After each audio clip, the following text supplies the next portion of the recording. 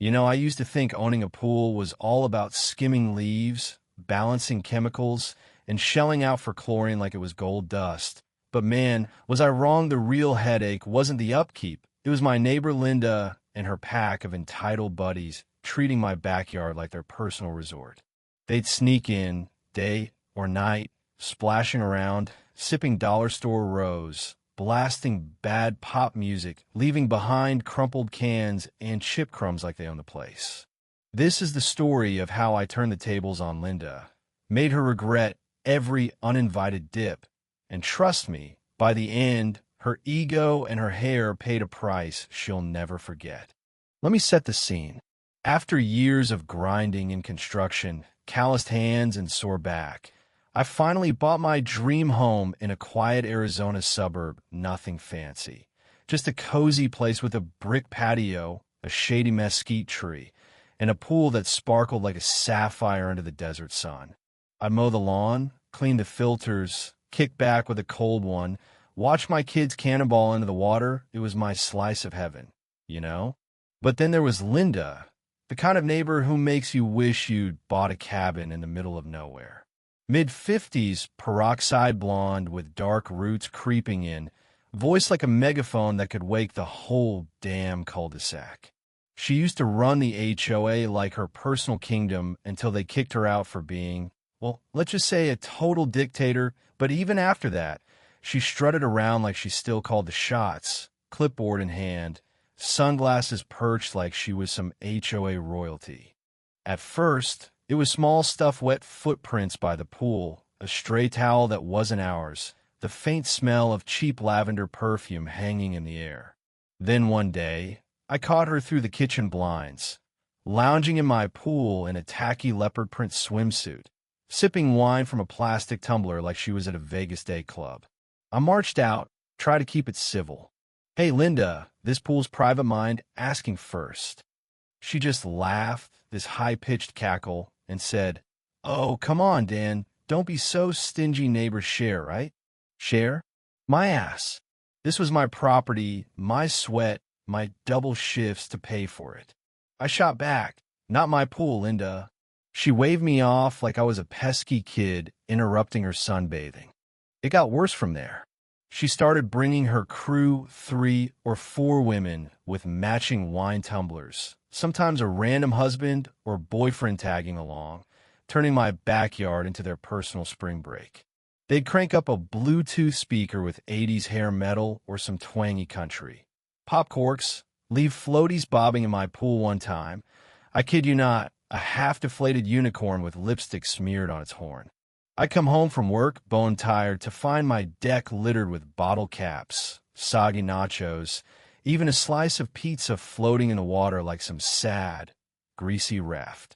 I scrubbed the algae, balanced the pH, paid for every damn chemical, and they just waltzed in like it was a free-for-all. When I pushed back, Linda would smirk, all sugary venom, and say, "Dan, you're being selfish. Pools are for fun, not hoarding." Selfish? That word lit a fire in me. Selfish when I built this deck with my own hands? Selfish when I worked overtime to afford this place? The breaking point came when I was scrolling Facebook one night, half asleep, and saw Linda's post. There she was, posing in my pool, arms raised like she'd won the lottery, caption screaming, "Living large at the neighborhood's best free spot. HOA perks, good vibes." The comment poured in, "OMG, Linda, you're glowing. Where's this resort?" Jealous. My blood boiled, so hot, I thought my phone might melt. She wasn't just stealing my pool. She was flaunting it, mocking me, turning her trespassing into a damn social media flex. That's when I knew polite warnings weren't cutting it. HOA complaints? Useless. Linda thrived in those meetings, twisting stories, playing the victim. No, I needed something sharper, something she'd feel in her bones, or better yet, her precious blonde hair. I started documenting everything: photos of wet footprints, videos of Linda slipping through my side gate, screenshots of her smug posts. One evening, sitting on my patio, staring at the pool with a beer in hand, I spotted a jug of industrial-strength bleach in the shed, the kind I use for scrubbing patio stains. The label practically whispered, "May cause irritation."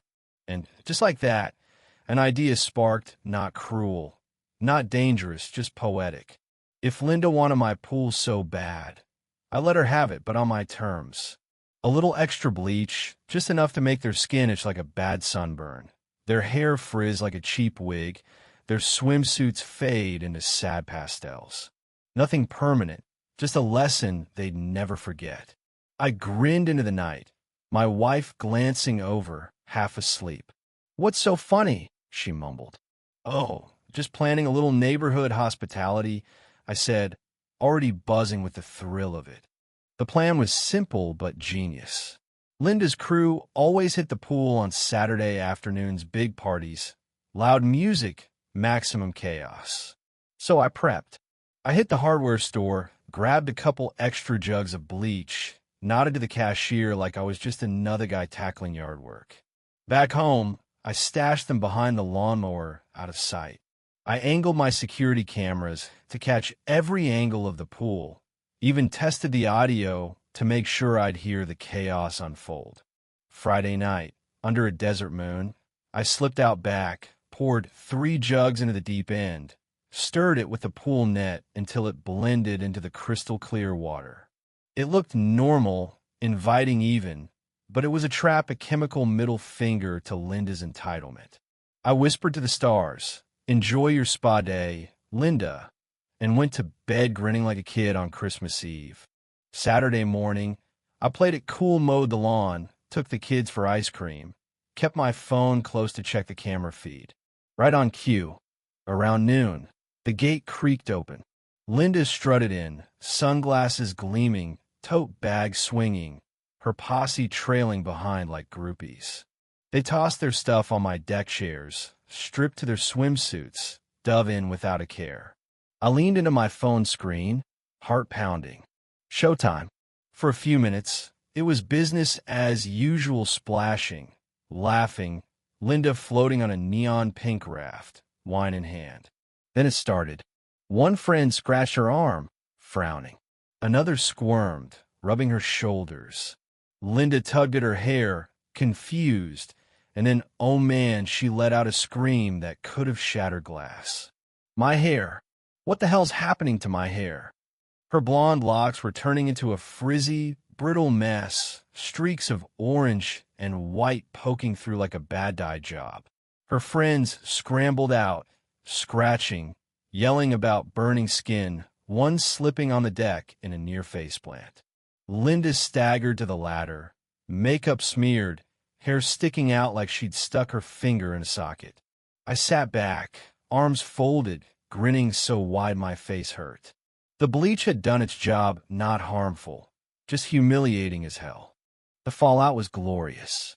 Linda skipped her usual HOA patrols. No more marching down the street with her clipboard, barking about hedges or trash cans.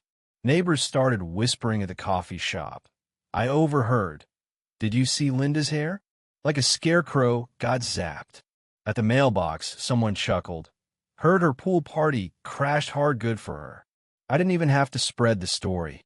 It spread itself. But I wasn't done. I sent the footage anonymously, of course, to a few trusted neighbors. Subject line: "Caught on camera, pool party crashers." By morning, the clip was everywhere. Linda sneaking in, splashing around, then shrieking like a banshee, her friends flailing, their swimsuits fading. One neighbor texted me, "Dude, this is gold." Another said, "You're a legend." I stayed quiet, playing dumb, but inside, I was soaring. Then came the HOA meeting, the kind of suburban snooze fest with bad coffee and folding chairs. Linda showed up, scarf hiding her fried hair, makeup caked on to cover red blotches, still trying to act like the queen bee. The board president, Tom, was droning on about budgets when Linda stood up, voice shrill. "There's a health hazard in this neighborhood, a pool with dangerous chemicals." I got skin irritation, hair damage, distress. She touched her scarf dramatically, like she was auditioning for a soap opera. I stood up, slow and calm. Linda, that's wild. How do you know so much about my pool's chemicals? The room snickered. Her face flushed. I was invited, she stammered. Invited? I raised an eyebrow, pulling out my phone. Let's check the tape. I'd brought a USB with the footage, and when it played on the community center's TV, Linda sneaking in, partying, then the meltdown, the room lost it. Laughter, gasps, one guy muttering, serves her right. Tom, shut it down fast. Karen, this is trespassing. You're fined, banned from amenities for 6 months. Linda's jaw dropped, her scarf slipping to reveal that frizzy mess. I leaned in, just loud enough for her to hear. How's that for neighborly sharing? She glared, but she was done, exposed, powerless, a punchline. Linda tried to fight back, spreading gossip about me, poisoning her, even calling the cops with some wild story about chemical warfare. The officer watched my footage, chuckled, and told her, "Ma'am, stop breaking into his yard." She even showed up at my door one night, fists clenched, spitting venom. You think you've won? You humiliated me. I leaned against the doorframe, cool as ice. Linda, you did that to yourself. I just helped. She stormed off, and for the first time, she didn't bang on the door. Her last-ditch effort was a sad little backyard party at her place, murky pool, broken chairs, maybe 10 people who left early, muttering excuses. Linda stood alone, wine glass shaking, staring into her algae-filled water like it held answers. Meanwhile, my yard became the new hub. Neighbors I barely knew stopped by, brought beers, asked if their kids could swim with permission, of course. The HOA posted a notice, trespassing prohibited. Respect your neighbor's property. Everyone knew it was about Linda. Kids on bikes chanted "Pool Witch" as they rode past her house. She'd lost it all control, respect, that fake HOA crown she'd worn for years. Sitting by my pool one night, kids splashing, my wife smiling, I felt at real peace, the kind I hadn't had since Linda started her reign of terror. This wasn't just about a pool or some bleach. It was about boundaries, about standing up when someone tries to walk all over you. I let Linda push me around too long, thinking keeping the peace meant staying quiet. But peace without respect? That's just surrender, and surrender only feeds the bully. Here's the thing, though Linda's still out there, quiet for now, but people like her don't just vanish. She's probably plotting, waiting for a chance to claw her way back. And when she does, I'll be ready, because this wasn't just a pool war, it was a reckoning, and I came out on top. So what about you? Got a neighbor or HOA story that drove you up the wall? Drop in the comments. I want to hear the craziest, pettiest, most infuriating tales you've got. And if you think I went too far or not far enough, let me know. Was I the hero here, or just another guy stirring the pot?